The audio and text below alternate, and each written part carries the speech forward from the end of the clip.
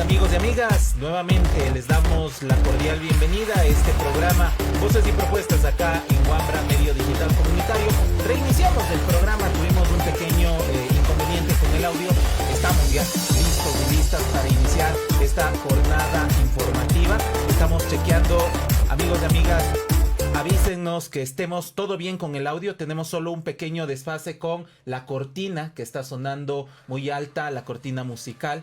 Les agradeceríamos desde controles que nos ayuden regulando y tengamos todo bien para iniciar este programa. Perfecto, muchas gracias. Estamos entonces. Listo. Iniciamos este día martes, como lo decíamos, 2 de marzo, inicio de este tercer mes del año 2021. No lo había dicho al inicio de este programa. Se ha cumplido ya en Ecuador un año del primer caso detectado y confirmado de COVID-19, el inicio de de estas características de vida en tanto a la pandemia, y en pocos días cumpliremos un año del confinamiento, del inicio de lo que fue el confinamiento en el año 2020. Entonces, esto nos ha llevado a que durante este programa conversemos de la situación de la salud pública, la vacunación y lo que sucede con los contagios de la COVID-19. Nuevamente, mi nombre es Jorge Cano, aquí en Wambra Medio Digital Comunitario. Les damos la cordial bienvenida. ¿Qué tal? Nuevamente les saludamos, nuevamente les damos la bienvenida a todas las personas que ya están conectadas a el Facebook Live de Wambra Medio Digital Comunitario.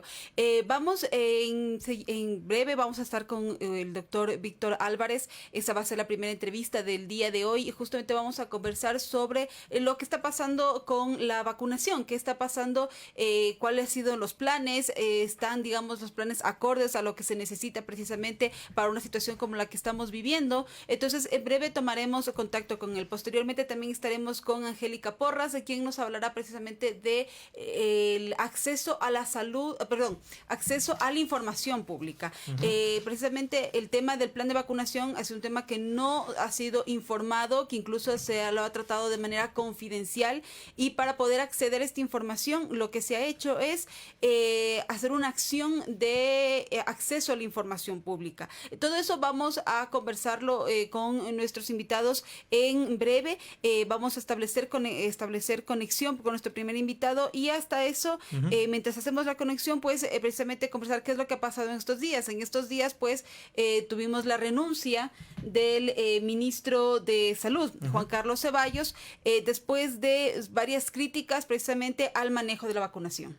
Le mandamos un saludo, se encuentra en Miami, al señor Ceballos, que después de haber estado varios días desaparecido en tanto a la opinión pública, a rendir cuentas, a establecer ruedas de prensa, dio una última rueda de prensa en el Palacio de Carondelet, en conjunto con la secretaria de Comunicación, el señor Ceballos, ex ahora ministro de Salud, y se supo que días después partió del Ecuador sin rendir cuentas. En la Asamblea Nacional se está pidiendo que avance el trámite de juicio político al exministro de Salud. En este momento la Asamblea Nacional se encuentra con el trámite de juicio político al ministro del Trabajo, también por irregularidades y por un manejo inadecuado en tanto a los derechos laborales durante la pandemia, y en específico el caso Explosen, que ya lo hemos estado reportando en nuestras redes, lo que sucede con esta empresa, con los trabajadores y trabajadoras que se encuentran en huelga ya varias semanas,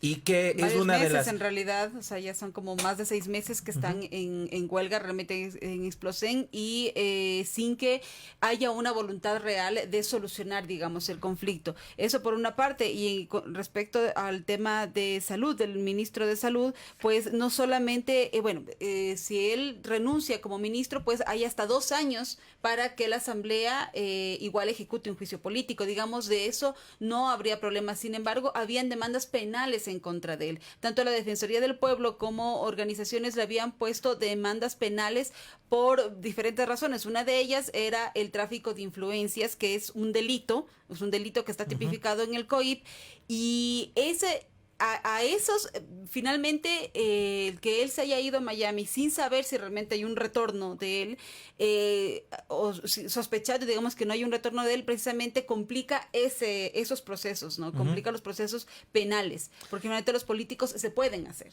Vamos a pedir desde controles de este programa a nuestro compañero José Mosquera que podamos hacer en un par de minutos nada más, ya enseguida, el contacto de llamada telefónica con nuestro primer invitado en esta mañana. Amigos y amigas, ¿dónde están y qué sucede con el plan de vacunación? ¿Qué pasa con las vacunas? ¿Qué pasa con todo el tema de prevención y tratamiento a la COVID-19? Es el tema que trataremos durante este programa. Sus comentarios en las redes sociales, acá en Facebook, en la transmisión de Facebook Live, también en la transmisión de Twitter que la tenemos en @WambraEC. Los estamos leyendo. Muchísimas gracias a todas las personas. Por ejemplo, Balbina Sánchez Medina, saludos desde Buenos Aires, Argentina.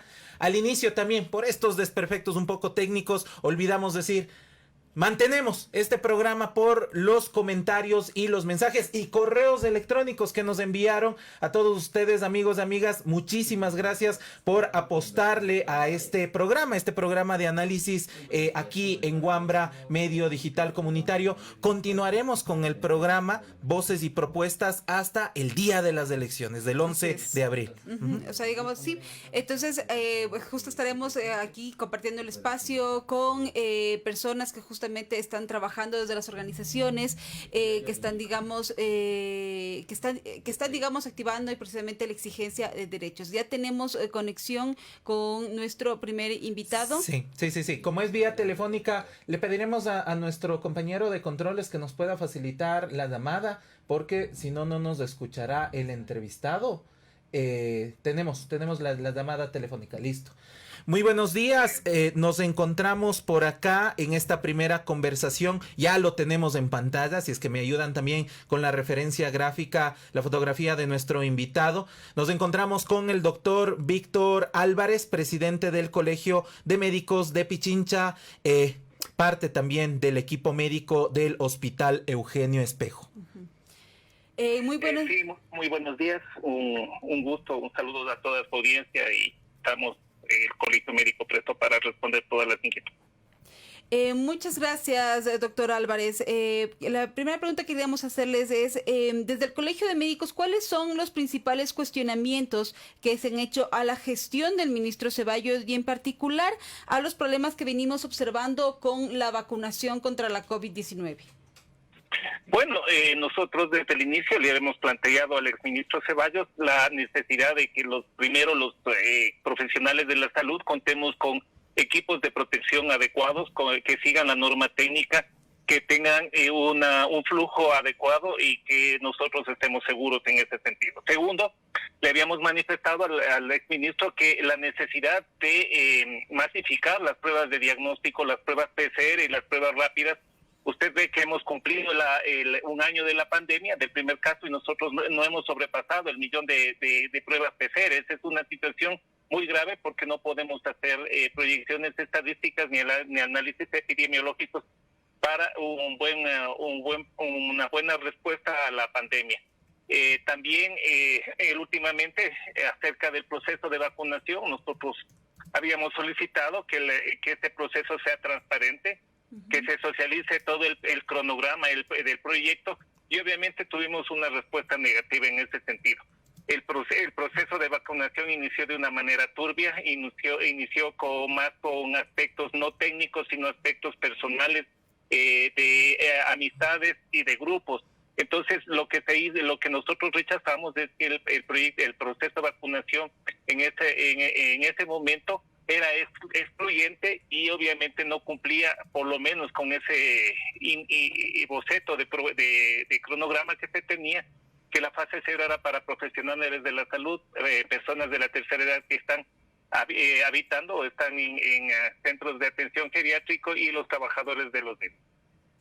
Justo desde su criterio médico, o sea, por ejemplo, ¿por qué es importante, por ejemplo, que las personas de la tercera edad que debían ser vacunadas eran las de estos centros gerontológicos y no cualquier persona aleatoria de que pertenezca, digamos, grupo de la tercera edad y que tenga, digamos, problemas como diabetes, todo, o sea, es lo mismo ser una persona en un centro geriátrico que una persona que finalmente está en su casa y que, digamos, tiene los servicios. Que a ver si me puede contar por qué era necesario que los primeros tengan y los otros no. Mire, hay que tomar en cuenta que las personas de la tercera edad, y mucho más si tienen comorbilidades o enfermedades persistentes, son personas vulnerables. Pero dentro del grupo de vulnerables hay que tomar en cuenta algo, que también existen un gran número de habitantes del país que tienen más vulnerabilidad. ¿A qué llamamos vulnerabilidad?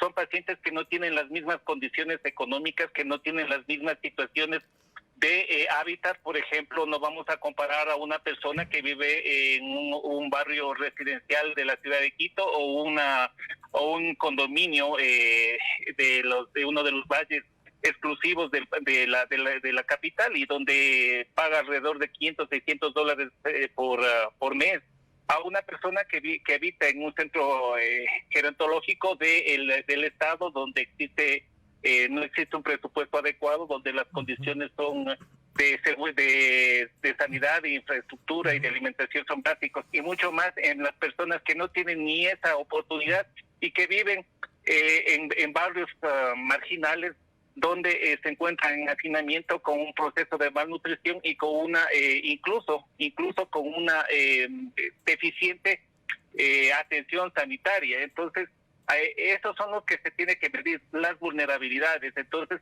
la opción primera es aquellas personas que tienen más vulnerabilidad, que aparte de ser mayor de 65 años, aparte de tener diabetes, hipertensión, etcétera, tiene un problema de hacinamiento, un problema económico, tiene una serie de factores o de variables que aumentan su vulnerabilidad y que le hacen con mayor riesgo para que se puedan contaminar con el SARS-CoV-2 y su evolución se agrave o incluso llegue a cuidados críticos. Uh-huh.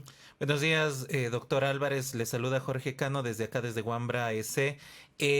La relación que tiene el tema de la política pública en salud, el sistema de salud pública con la vacunación.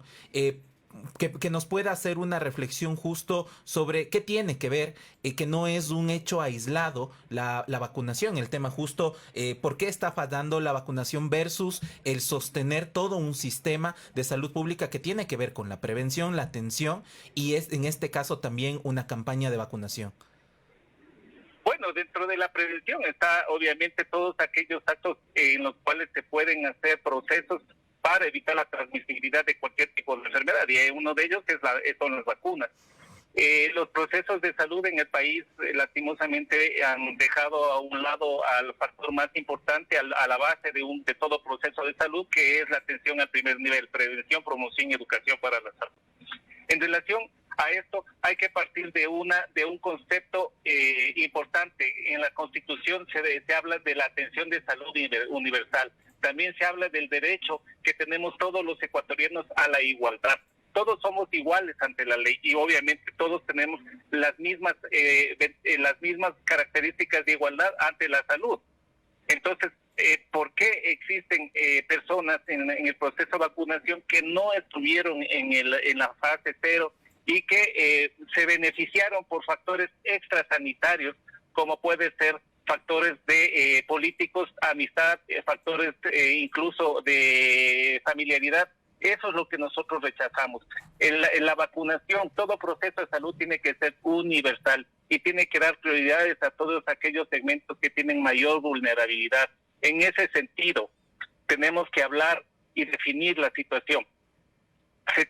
Si vamos a tener pocas vacunas, lo que tenemos que hacer es priorizar a esas vacunas a las zonas y a los sectores de mayor riesgo, de mayor vulnerabilidad, y sobre todo a los pobladores que tienen mayor vulnerabilidad.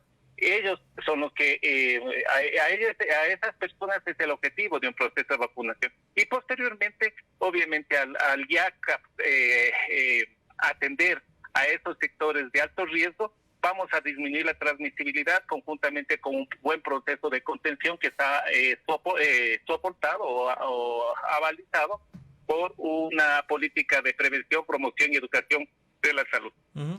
En ese aspecto, el gobierno desde el inicio de la pandemia, y quizá este no es un problema solo en Ecuador, en otros países también se lo ha visto, que ha tenido más que un manejo técnico, un manejo político de el avance, el desarrollo de la pandemia. La conformación de espacios técnicos de seguimiento, de investigación, de incidencia médica, ¿cuán importante debería de ser? Quizá ya no para este cierre de gobierno, o quizá pensarlo en la transición. Se lo vio en el gobierno de los Estados Unidos como a pesar de una política errada del expresidente Trump y el ingreso del presidente Biden, existió una transición y se sostuvo un comité técnico. ¿Qué debería de hacer luego de la salida del ministro Ceballos en esta transición el gobierno y lo que se viene, el nuevo gobierno en tanto a la pandemia? Bueno, estamos a menos de 3 meses del cambio de gobierno. Creemos que es difícil cambiar una política de salud en 3 meses, pero el reto que tiene el señor ministro es tratar de mitigar esa política errónea y trabajar por el bienestar de la mayoría de la población, es decir, de los sectores más necesitados. Entonces, eso es lo que se tiene que hacer. Obviamente, nosotros hemos solicitado, cuando nos hemos encontrado con los candidatos, que se debe hacer un cambio en la política de salud, dar mayor la prioridad al primer nivel, al sistema preventivo y no al sistema curativo. Hemos hablado también de la importancia de que se revea y se vuelva a analizar el Código Orgánico de la Salud, porque ese es un elemento importante para fortalecer y cimentar toda una política de salud incluyente para el Ecuador y para los habitantes de nuestro país. Uh-huh. No quisiéramos cerrar esta entrevista ya como la última pregunta, doctor Álvarez. La situación de los médicos en Ecuador, en 2 casos. La priorización que se les ha dado hacia la vacunación, número 1, ¿cómo está eso? ¿Cómo está eso a nivel país? Y lo segundo, el tema de la atención y la situación de las personas que estaban con contrato y todos estos ofrecimientos en la estructura que tiene la salud pública de atención desde los médicos, y que han presentado incluso demandas para poder, porque era parte de la ley humanitaria, llamada humanitaria en la Asamblea Nacional, sostener a todas las personas que atendieron durante la pandemia. ¿Qué pasa en estos casos? La situación de los médicos en el país. Bueno, la situación sigue siendo muy complicada. Mire, la política del ministro anterior era: yo te ofrezco, te cumplo, pero le desatiendo a otro sector. Y ahí está la prueba. La semana pasada 2 hospitales de la ciudad de Quito no pudieron cumplir el proceso de vacunación que estaba programado. Le hablo específicamente del hospital Eugenio Espejo y del hospital Vaca Ortiz, donde se comunicó, las autoridades comunicaron que se suspendía el proceso de vacunación por 15 días porque, entre comillas, no había vacunas. El mismo día que se dio esa información que se suspendió, obviamente había vacunas para las personas VIP. Eso nos molestó porque los profesionales de la salud estamos trabajando de una manera abnegada, de una manera incluso sobrehumana, porque llevamos 1 año de trabajar, estamos cansados, estamos agotados física y mentalmente, no tenemos relevo y los pacientes siguen llegando y sigue aumentando el índice de enfermedad. Además de eso, además de la situación precaria en los equipos de protección personal, que llega a cuentagotas, 2 mascarillas para además de eso. Sí, se nos está perdiendo un poco su conexión. Sí, doctora Álvarez, lo último que nos estaba hablando de la falta de insumos médicos, se nos perdió un poco la conexión de la llamada, que pueda cerrar con eso. A ver, le estaba diciendo que los insumos no tenemos, equipo de protección nos llega a cuentagotas, 2 mascarillas para 1 semana, además del incumplimiento de lo que se aprobó en la ley humanitaria, que es los nombramientos a todos aquellos profesionales y trabajadores de la salud que estuvieron en la primera línea. Entonces son situaciones que nosotros en algún momento más vale nos hemos sentido que fuimos utilizados para fines políticos, fines electorales, y eso lo rechazamos. Nosotros seguiremos trabajando con nuestra ética, con nuestra voluntad, con nuestro compromiso, pero necesitamos también que se nos considere que nosotros tenemos familia atrás, tenemos padre, madre, hijos, hermanos, y necesitamos estar seguros. ¿Para qué? Para no transmitir. porque lo que el ministro de Salud, el ministro habló, y eso lo rechazamos, nosotros no contaminamos en los hospitales. Nosotros lo que hacemos es trabajar por el beneficio de nuestros pacientes y en ningún momento mantenemos una posición irresponsable para ir a transmitir el virus a nuestros pacientes. Eso lo podemos decir con conocimiento y fe de causa. Muchísimas gracias, doctor. Estuvimos conversando con el doctor Víctor Álvarez, presidente del Colegio de Médicos de Pichincha y parte también del equipo que continúa trabajando en el Hospital Eugenio Espesco. Muchísimas gracias, doctor. Muchas gracias, un gusto. Es así, escuchábamos lo que sucede con la situación desde el gremio de médicos y es importante sostener, el año anterior existieron varias manifestaciones, marchas, movilizaciones del sector de los médicos. Parecería que la pandemia terminó, parecería que todos estos problemas se esfumaron, pero no es así, continúan ahí. Y es parte de la agenda del cierre de lo que se señalaba, estos poco más de 80 días que termine el gobierno del actual presidente Moreno y que asuma la nueva presidencia quien salga electo el 11 de abril. Y a propósito de que cumplimos un año de la detección del caso cero en Ecuador, desde ese momento hasta hoy se han registrado, estas son cifras del Ministerio de Salud, esto es lo que reportó hasta ayer, en el transcurso del día de hoy harán su nuevo reporte, pero lo que se registró hasta el día de ayer son 286.367 casos confirmados, de estas se han recuperado 247.898 personas. Las personas fallecidas entre probables y confirmados, es decir, las personas confirmadas son personas que tuvieron una prueba PCR, que tenían, digamos, toda la confirmación de la enfermedad.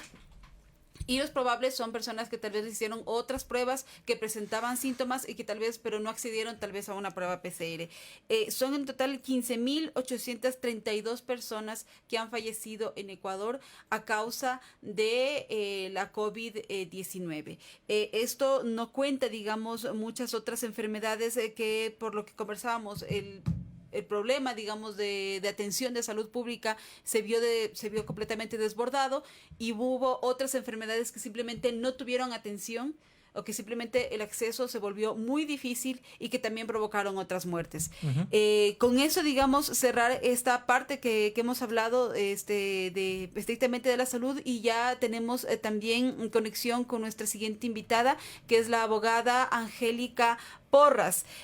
Angélica es docente y abogada en libre ejercicio, es doctora en jurisprudencia por la Universidad Católica, es doctora en ciencias políticas por la Universidad de Salamanca, trabajó en la Organización Internacional del Trabajo, es ex vocal de la Comisión de Apelaciones del IES y ex vocal del Consejo de la Judicatura. Bienvenida, Angélica, a este programa Voces y Propuestas. Muchísimas gracias por la invitación, muy contenta de estar aquí. Muchas gracias. Angélica, muchas gracias por esta entrevista. Conversamos con usted el año anterior durante la pandemia en Huambra, el trabajo de seguimiento que realiza Acción Jurídica Popular en aquella época sobre la política pública en por el la tema reducción de los presupuestos a las universidades de educación. En ese momento, sí. Y actualmente sobre este tema que nos tiene al pendiente, quizá la omisión, que es una irresponsabilidad a partir de la política pública del sector de la salud dada por el gobierno ecuatoriano. Hoy estamos ya con un nuevo ministro, un nuevo nombramiento del doctor Rodolfo Enrique Farfán, quien es el nuevo ministro de Salud, parte del equipo del exministro Juan Carlos Ceballos. Gracias. Sabemos que ustedes desde Acción Jurídica Popular pusieron una acción de acceso a la información pública para poder conocer el plan de vacunación, los contratos con las farmacéuticas, el listado de personas que estarían vacunadas. Cuéntenos un poco sobre este proceso y por qué es necesario que se lo pueda exigir, no solo desde esta acción, sino también desde las personas que nos están viendo. Claro que sí. Bueno, me parece a mí que es importante decir con todas sus letras que el manejo de la pandemia durante el tiempo, casi un año ya que estamos en esta situación, no ha sido ni transparente ni bueno. En ese sentido, hemos tenido muchísimas fallas y una de estas, quizá la más importante o una de las más importantes, ha sido el acceso a la información. Sabemos que no se destinó el presupuesto suficiente. Recuerden ustedes que cuando justo empezó la pandemia se destinó dinero a pagar la deuda externa. Después se supo que ese era incluso una recompra de bonos al 100%. Entonces, la política del gobierno respecto de la salud de los ecuatorianos en pandemia no ha sido ni siquiera prioridad. Entonces, lo mismo ocurrió con el tema de la falta de manejo de la crisis económica producto de la pandemia. Entonces, no hubo políticas económicas al respecto. Y también lo que existió es un gran secretismo, primero respecto de las cifras, de los números de personas fallecidas, infectadas, etcétera, y ahora con respecto a las vacunas. Entonces, se ha especulado mucho sobre el tema de los contratos que ha hecho Ecuador con las transnacionales. Todos los países están tratando de llegar a acuerdos con ellas y obviamente estas farmacéuticas abusan, pero queremos saber en qué términos estamos comprando las vacunas. Eso en primer lugar, el plan de vacunación, o sea, sabemos que hay fases, sabemos que hay la fase 0, sabemos que hay la fase primera, pero no sabemos, por ejemplo, cuándo está pensado inmunizar a toda la población. De hecho, el plan que está colgado en el Ministerio de Salud en la página web, lo que dice es, hay tales criterios y fase 0 se atenderá a tales personas, fase 1 a tales personas, pero no dice cuándo ni cómo. Entonces, y por último, lo que ya fue un elemento que derramó la paciencia de todos, fue el tema de las personas que se saltaron la fila para vacunarse. En la fase 0 están como prioridad, en primer lugar, médicos, enfermeras, conductores de ambulancias, personas que hacen la limpieza en los hospitales, que trabajan directamente con personas infectadas. Y eso no es solo porque ellos han sido los héroes de esta época, sino porque además de eso baja el contagio, porque ellos están en constante cercanía con personas infectadas. Entonces eso es importantísimo para bajar el contagio. Dentro de esta fase 0 también se consideraban las personas adultas mayores, pero ¿cuál es el criterio con que se escogió a las adultas mayores? Porque en el Ecuador hay más de 1.500.000 personas adultas mayores. Entonces, ¿cuál fue el criterio con el que se vacunó a la madre del señor ministro, a importantes periodistas o comentaristas, inclusive a un empresario del fútbol? Entonces, la pregunta es, ¿ellos necesitan más protección que aquella persona adulta mayor de 65 años que tiene que salir a la calle todos los días a ganarse la vida, que no puede hacer el trabajo a través de un medio a través de una pantalla, comunicando o sin necesidad de exponerse? Entonces, la impresión que da es que efectivamente, y de las propias confirmaciones del exministro, es que efectivamente se valieron de palancas, de cercanías para vacunarse, dejando de vacunar a personas que tienen la prioridad. Entonces, por todas estas razones, nosotros exigimos esos documentos. Afortunadamente, la jueza ayer nos concedió esta acción de acceso a la información, contratos, plan y lista de vacunados, que además es importante conocerla no solo por curiosidad, sino porque es importante que la ciudadanía haga vigilancia de todo el proceso de vacunación, que esto está para largo. O sea, no va a ser en 2 meses, 3 meses, por lo menos solo el 60% de la población en el plan que tiene el Ministerio de Salud va a ser vacunado este año, el resto, el 40%, el otro año. Entonces, seguramente nosotros los que estamos aquí nos tocará el próximo año. Y tenemos que ver mínimo que por lo menos a nuestros padres y a nuestros abuelos les toque cuando deba, y no que esas vacunas se desvíen a otras personas que no corresponden. Entonces, esas son las razones, en resumidas cuentas, que yo les podría decir que nos animaron a empujar esta acción. Listo. Una vez que Acción Jurídica Popular tenga en su poder esta información, ¿qué es lo que se va a hacer una vez que se la tenga? Entiendo de que el ministerio está obligado ya a entregar en 15 días esa información, y una vez que la tengamos, ¿cuál va a ser el destino? ¿Cómo se la va a difundir? Sí, el ministerio tiene que entregarlo en 15 días. El ministerio apeló de la sentencia. A pesar de ello, por tratarse de una acción constitucional, tiene que entregarlo. No somos ingenuos en pensar que no va a haber presiones para que no entreguen, ¿no? Porque Muchas veces uno gana una acción, tiene la sentencia a favor, pero no se logra el cumplimiento. Entonces estamos claros que tal vez un camino, una alternativa, sea activar lo que se llama la acción de incumplimiento, que implica incluso la destitución de quien está a cargo del ministerio, por ejemplo, si no se entregara esa información.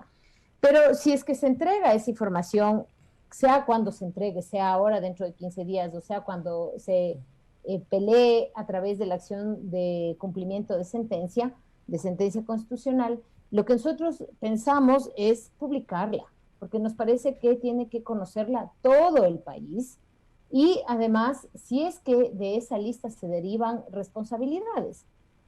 Creemos que efectivamente el ex ministro cometió tráfico de influencias. Eso está en investigación en la fiscalía, pero el señor se fue. Entonces eso significa que inclusive formulando cargos no se podría continuar con el proceso en juicio porque el señor no está presente. Entonces, sin embargo, también hay denuncias por peculado con delito, por el cual sí se puede continuar con la investigación, incluso cuando él está fuera del país. Entonces, me parece a mí que sí hay que buscar que se responsabilice. Sabemos perfectamente que la investigación fiscal no es para todos igual. Nosotros solicitamos 2 días antes de que se vaya el señor ministro que se dicte medida cautelar para evitar la salida del país, porque renunció y nosotros decíamos el siguiente paso es que se vaya, y no fue atendida esa petición por la fiscalía. Entonces también creemos que hay que iniciar las investigaciones de carácter penal y las responsabilidades civiles o administrativas que sean del caso, porque no es posible que una persona se burle de esa manera de los derechos de los ecuatorianos. Uh-huh. Justo al iniciar esta entrevista comentaba que ya está en funciones del nuevo ministro de Salud, Rodolfo Enrique Farfán, quien fue parte del equipo del ministro de Salud, exministro ahora Ceballos.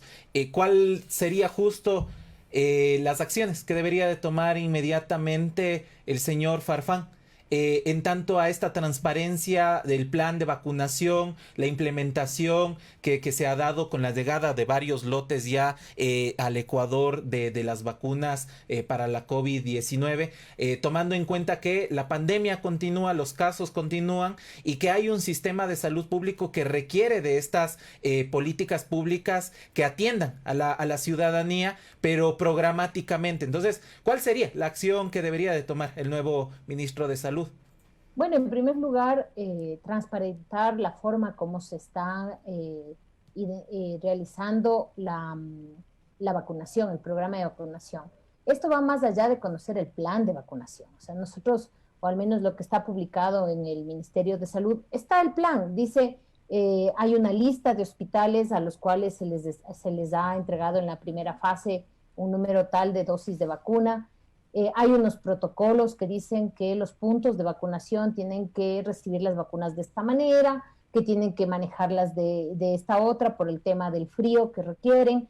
Entonces, más allá de eso, por ejemplo, no se conoce quiénes son los integrantes de las comisiones, de esta comisión de ciudadanos que cuida supuestamente la transparencia, el deber ser del uso de las vacunas. No sabemos quién es el equipo que establece los criterios para seleccionar a las personas que van a recibir la vacuna.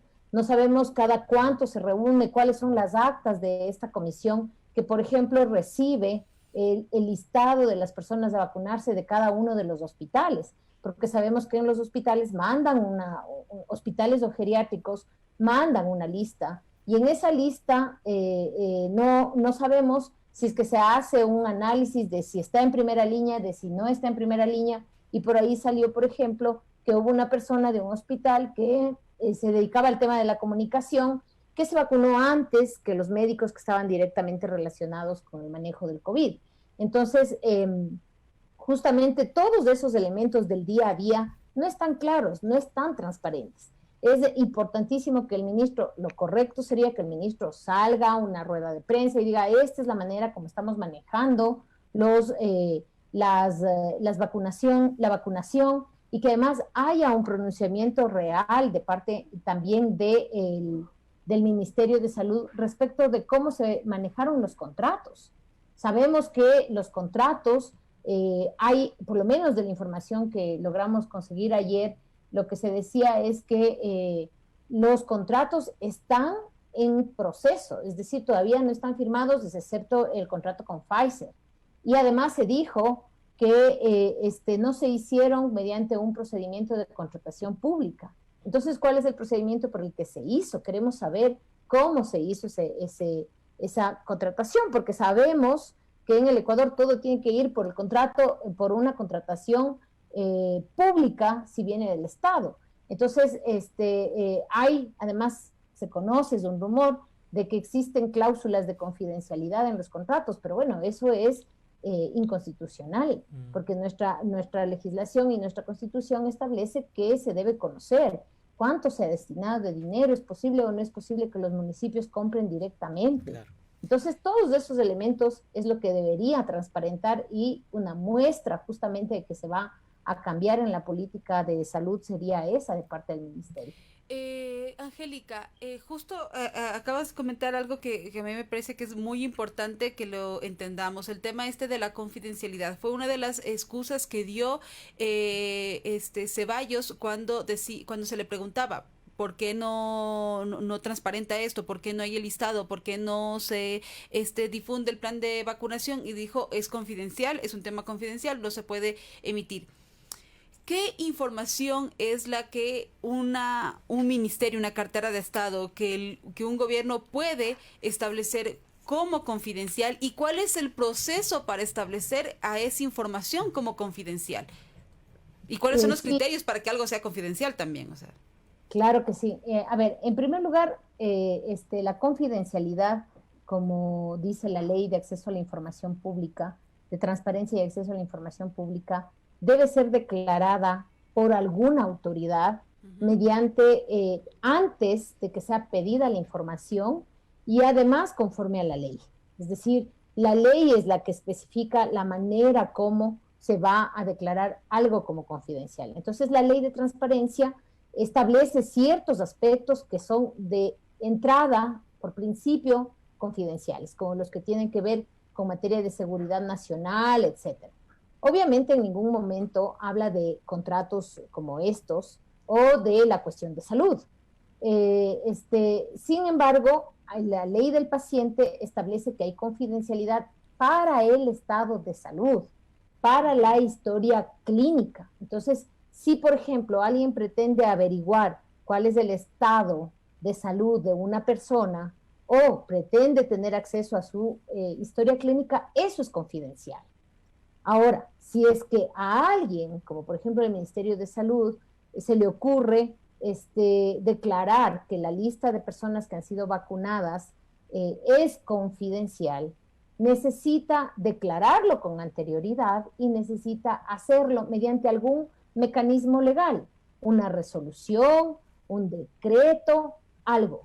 En la audiencia, por lo menos el día de ayer, aparte de palabras, no se presentó ningún documento que diga que efectivamente se declaró en tal fecha confidencial o no, o se hizo reservado, nada de eso. Se dijo que era confidencial, pero la pregunta es, ¿en realidad se trata de datos confidenciales? No, porque los datos confidenciales son los que tienen que ver con el estado de la salud de la persona, y las recomendaciones de los organismos internacionales en el COVID, lo que han dicho es que sí es confidencial el estado de salud de las personas contagiadas de COVID. En ningún momento se ha referido a las personas que reciben o que van a recibir las vacunas. Por otro lado, los datos que pedimos no son dónde viven, no son datos relativos a sus bienes, a sus propiedades, nada de eso. Lo que nos interesa es saber si accedieron a un bien público o no. Solamente ese dato.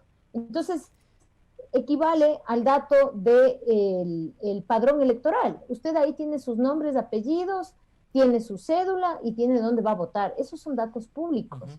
Entonces, la confidencialidad sí está para los datos relacionados con el estado de salud, Pero en este caso no estamos hablando de ese dato relacionado con el estado de salud, estamos hablando con el acceso a un bien público. Entonces, precisamente por eso es que al menos de ese debate se hizo en la audiencia y la jueza llegó a la conclusión de que no se trataba de datos confidenciales. Quizá ya para cerrar la conversación, Angélica, justo este ocultamiento y a partir de esto último que nos estás comentando, el ocultamiento de información pública ha sido una constante de este gobierno, de la administración, del manejo de lo político de este gobierno, el tema del acuerdo justo con el FMI, el pago de la deuda, lista de vacunados, vacunadas. ¿Cómo prever esto ante el siguiente gobierno y la administración? Porque esto es una estrategia política, ¿no? Esto no es una omisión porque, bueno, se les pasó, sin querer, claro. Es parte de una estrategia de administración de lo público y de una vista de cómo manejar lo público en el ocultamiento de información trascendental para el pueblo ecuatoriano, porque un acuerdo con el FMI no es que no nos concierna a todos y todas saber en qué condiciones se está negociando, saber qué se está pidiendo a cambio, en qué términos. Lo mismo sucede con el plan de vacunación y en los contratos con las farmacéuticas. Se viene un nuevo gobierno en Ecuador a partir de mayo. ¿Qué podríamos hacer desde las comunidades, desde las personas nuevamente que nos están viendo, para dar seguimiento y exigencia que el gobierno transparente su política en estos diferentes niveles, de educativo, la política económica, la política de salud? Sí, me parece muy importante el planteamiento que tú haces, porque efectivamente nosotros, solo por poner un ejemplo, venimos de una batalla jurídica durante 1 año y medio para conseguir todos los papeles relativos al primer préstamo con el FMI. Conseguimos el pagaré hace unos días y realmente es impresionante que de esa manera se manejen las finanzas en el país, porque tienen una hoja anexa donde está a mano escrito cuánto nos desembolsaban y en qué fecha, sin firma de responsabilidad. Ahí hay una rúbrica que no se sabe de quién es. Entonces, dice, tal fecha nos dieron 400 millones, tal otra nos dieron 300, tal otra nos dieron 600. O sea, así se manejan las finanzas. Por eso entendemos que se hayan demorado 1 año y medio en entregarnos ese pagaré, porque realmente parece eso un chiste. De todas formas, me parece a mí que hay que mirar la cuestión del ocultamiento de la información, porque es ocultamiento de la información, con una mirada de la estructura en general. O sea, hay que considerar que estamos en una fase neoliberal muy pronunciada, y eso supone que se cree o la implementación de esta política neoliberal se hace absolutamente de espaldas a la ciudadanía.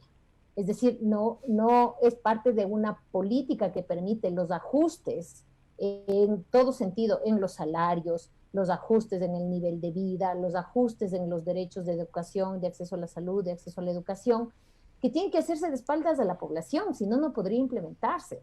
Entonces, ahí uno entiende por qué esto no es aislado, sino que viene acompañado de toda la política, de todas las acciones del gobierno. Entonces, esa es la forma como funciona el neoliberalismo, la forma como logra imponerse el neoliberalismo. Entonces, decir qué podemos hacer, lo único que se puede, o yo creo que una de las cosas más importantes de hacer es exigir con diversos mecanismos, ¿no?, jurídicos, las movilizaciones, también el debate político, exigir que se transparente esto, porque con diversos espacios, a través de la asamblea, a través de los jueces, a través de las movilizaciones en las calles, etcétera, porque no es aislado, esto es la forma como el neoliberalismo logra imponerse en la sociedad. Sí. Angélica, igual, como para ir cerrando, ya hemos hablado precisamente de cómo se están manejando, digamos, las finanzas, de cómo finalmente lo que está pasando con salud es un reflejo de lo mismo, de la misma política que se está llevando en otros ámbitos. ¿Cuáles, así como brevemente decirlo, cuáles han sido las consecuencias? Han sido como evidentes, pero sí quisiera que tú nos digas cuáles han sido las consecuencias de todo este manejo, tanto político, económico, en salud, ¿ya? ¿Cuáles han sido las consecuencias en la población? y que digamos, y cuáles serían las consecuencias de que continúe un tipo de política así. Bueno, me parece que las evidencias están a la mano, ¿no? El tema de el mal manejo de la pandemia, los muertos, la falta de información, el saturamiento del sistema de salud, se evidenció el desmantelamiento del sistema de salud. Nunca hemos tenido un buen sistema de salud, pero el momento de la pandemia fue uno de los peores en cuanto a la falta de atención de presupuesto para la salud. Eso ha significado muertes y enfermedad. Luego, una falta total de política de compensación para la pérdida de recursos de las personas que perdieron su trabajo por efectos de la pandemia, la flexibilización laboral, que se vino de la mano de la Ley de Apoyo Humanitario, que justamente a pretexto de la pandemia se pudo introducir la propuesta neoliberal de hace mucho tiempo para flexibilizar la relación laboral. Entonces, todos esos elementos han significado primero un retiro del Estado de la política de salud, de la política de educación y de la política laboral. Básicamente, todo lo que es social ha quedado librado al ámbito privado. Y esto quizá en el tema de las cárceles donde más se ve, porque resulta que se quita el Estado retrocede y entran las mafias. Y con consecuencias tan horrorosas como las que hemos visto estos días. Entonces, esas son las consecuencias de retirar el Estado de la sociedad. Nosotros no somos una sociedad desarrollada donde podamos decir prescindimos del Estado, porque tenemos fuerzas productivas o fuerzas económicas suficientes como para que vivan solas. Nuestra sociedad es una sociedad sin política social, sin derechos, entonces no podemos bajo ninguna circunstancia decir podemos vivir al margen del Estado, porque es el Estado el que debe dotar salud, educación y una política laboral que proteja a los trabajadores. Entonces, las consecuencias son nefastas. En términos económicos, nosotros hemos perdido 7 puntos del PIB, o sea, eso significa que estamos en la situación peor que la dolarización. La educación, realmente lo que ha pasado por esta forma de educar sin los elementos suficientes tiene unas consecuencias muy graves en la juventud y en la niñez. Entonces, las consecuencias de mantener una política de esta naturaleza es, primero, fomentar la violencia, porque si no hay forma de que el sistema político abra los espacios para el diálogo y que excluya a las personas que más necesitan, o sea, no va a haber otro mecanismo. Y esto está comprobado, no es que es una cuestión sino que aquellos sistemas políticos que no permiten el debate, no abren su estructura al debate de las necesidades sociales, generan violencia. Esta es una primera cuestión. Una segunda cuestión es que el empobrecimiento va a ser mayor y cada vez va a profundizarse más, y usted sabe que salir de la brecha de la pobreza es más difícil mientras más tiempo se está en la pobreza. Entonces, esas son las consecuencias de una política neoliberal, y continuar con ella es aceptar que va a ser nuestro futuro próximo, ¿no? Muchísimas gracias, Angélica. Ha sido bastante clara en todo lo que nos has comentado, y estaríamos pendientes también para conocer, una vez que se tenga la información, es que se da en los plazos que se dice. Decías que existe la posibilidad de que no lo hagan y que toque iniciar otro proceso por acción de incumplimiento. Pues en el caso de que ya se obtenga la información, pues estaremos atentos también como para saber, conocer, porque es, como tú mismo lo decías, es un tema de interés público y es un tema de que como ecuatorianos es nuestro derecho conocerlo. Así es. Muchísimas gracias, Angélica Porras. Estuvimos con Eda en esta entrevista. A ustedes. Continuamos entonces ya con el cierre de este programa. Interesante hacia el análisis de estas últimas preguntas también.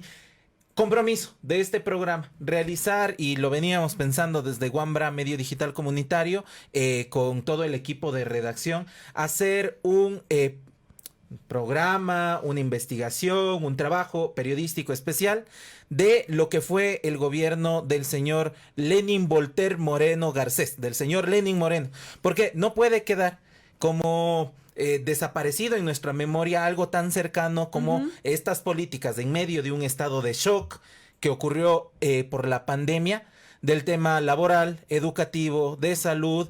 Se se lo llevaron y arrasaron con todo. Y el tema de la omisión y el de no dar información o no comunicarlo no les exime de responsabilidad. Entonces tendremos un programa aquí en Voces y Propuestas de análisis del cierre de gobierno, de cómo deja el gobierno ecuatoriano en estos ámbitos los derechos de los y las ecuatorianas. Vamos cerrando el programa, también comunicarles, informarles, amigos y amigas, tendremos una cobertura especial este día domingo y lunes con motivo del 8 de marzo. Acá en Wambra Medio Digital Comunitario tendrás una transmisión especial el día domingo a partir de las 9 de la mañana y de la misma forma el día lunes 8 de marzo a partir de las 4 de la tarde en una articulación y alianza de medios alternativos digitales de periodismo feminista. Las compañeras desde Wambra y desde otros medios estarán reportando lo que suceda el 8 de marzo. Así es, vamos a tener una alianza con medios como Barra Espaciadora, como Manifiesta, que son medios que le han apostado precisamente al enfoque feminista y que justamente vamos a estar trayendo todo lo que va a ser la marcha del 8M, esta marcha que va a tener sus particularidades, que hay como una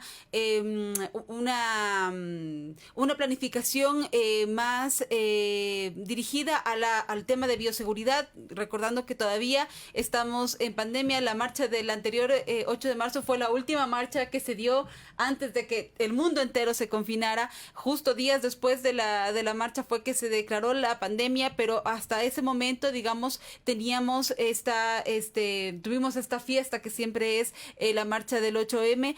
Esta vez se va a tener como estos cuidados. Acá en Ecuador también hay, en Quito al menos, se ha planificado incluso por colores, identificando las diferentes luchas, porque tenemos que recordar que el feminismo no es homogéneo, sino que es heterogéneo, se articula con muchas otras luchas y es así precisamente como se está pensada la marcha. Va a ser acá en Quito, digamos, va a ser desde las 10 de la mañana. Nosotros vamos a estar desde las 9:30 de la mañana ya en transmisión. A partir de las 10 va a empezar la movilización desde la Caja del Seguro hasta Santo Domingo. En Guayaquil también van a tener otras actividades. En Cuenca lo mismo. Cuenca también van a tener algunas plantones, algunos espacios precisamente en los que vamos a dejar de recordar este día, que se trata de las reivindicaciones de los derechos de las mujeres. En Riobamba, en algunos lugares, en algunos espacios vamos a estar y vamos a justamente generar con estas alianzas que tenemos, con estas articulaciones que tenemos con otras personas que también le han apostado a este periodismo, pues vamos a tratar de traerles de la mayor cantidad de partes del Ecuador. Vamos a tratar de traerles a ustedes a través de las redes de Wambra Medio Digital Comunitario. Tenemos en redes sociales un par de comentarios nada más.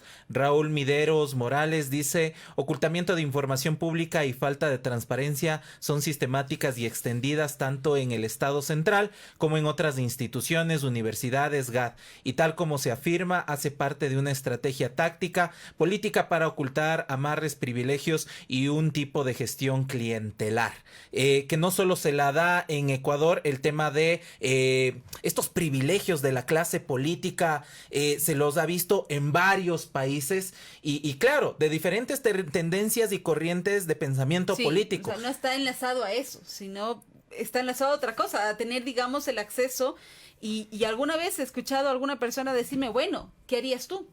¿Qué harías tú si tienes ahí esas vacunas? No lo harías, no buscarías que por lo menos tus padres o alguien esté vacunado. Entonces nos plantea, digamos, un tema de ética incluso, ¿no? Un tema de ética de cuando estamos en el poder, ¿qué es lo que estamos haciendo? ¿Qué es lo que cuando hablamos de las vacunas de la COVID y sobre todo porque estamos en una pandemia que es algo tan grave, realmente éticamente podemos siquiera pensar en que es posible o que es válido hacer eso? Y sería uno de los puntos de exigencia y a mirar para la siguiente administración pública. Así es. En la clase política, el alto nivel ético que deba existir, que claro, no estamos poniendo en duda el cariño que puedas tener con tus familiares o que puedas tener cercanía con tus amigos, amigas. Hemos visto que un radiodifusor hace pocos días, y que no lo vamos a achacar porque es parte de un contexto y parte de justo una dinámica que se tiene en la administración de lo público, porque son funcionarios públicos delegados que con el dinero del pueblo ecuatoriano y que lo que tenemos, están trabajando ahí, reciben su sueldo y administran todo esto que tiene que ver con el bienestar de una población. Entonces, ojo, mucho ojo en las siguientes elecciones en el 11 de abril.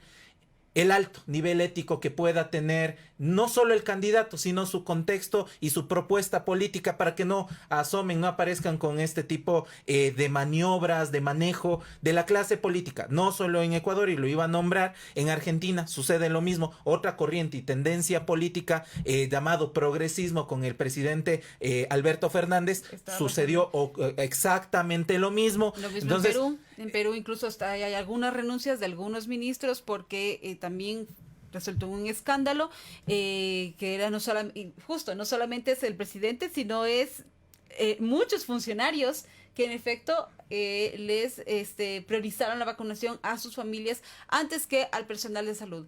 Y realmente eso es lo triste, ¿no? Ese personal de salud que realmente se está arriesgando todos los días, la gente de la limpieza, los de las ambulancias, todas estas primeras personas que es incluso hasta obvio que eran las primeras, debían ser las primeras en ser vacunadas y que no lo están siendo, ¿no?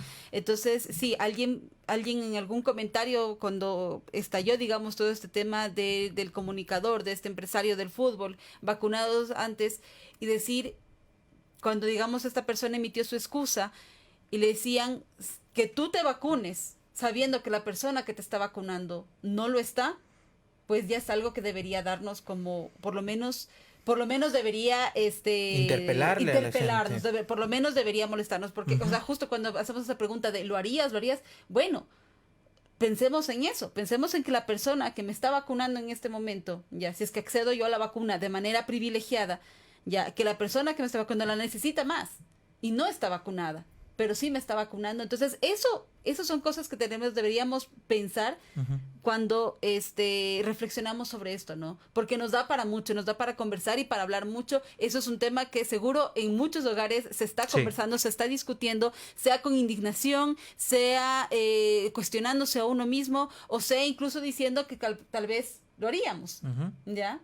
Teniendo, digamos, ese poder. Un último comentario sobre lo que nos escriben en redes sociales, que ha sido quizá un aprendizaje durante la pandemia, algo que se ha reforzado en medio del 2020 y este inicio del 2021, y es tener información confirmada y la necesidad de información científica, comprobada, ¿no es cierto?, en tanto a la COVID-19, porque hay algunos comentarios sobre el tema de no vacunarse, de que existen todavía estos rumores y mentiras en realidad sobre el tema de la vacunación, la COVID.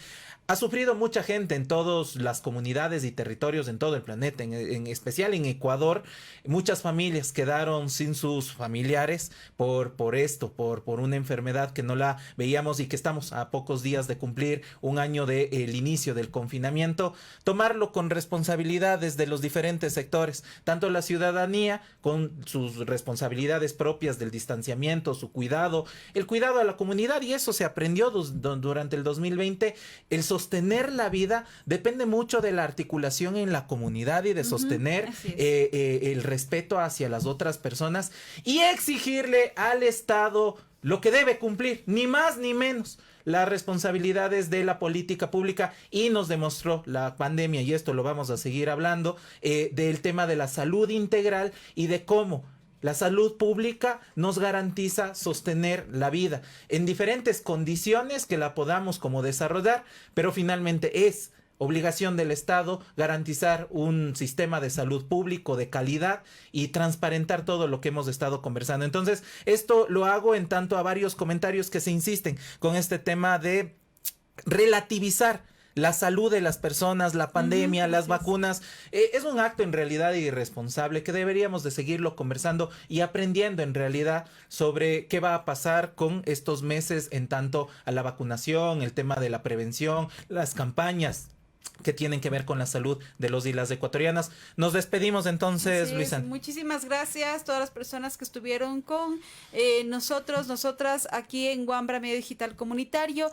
Nos vemos el día jueves con otro tema, con más información, y sigan atentos a las redes sociales de Wambra para seguir conociendo sobre estos temas, seguir informando sobre el tema de pandemia, elecciones, y les agradecemos nuevamente muchísimo por su compañía. Muchas gracias.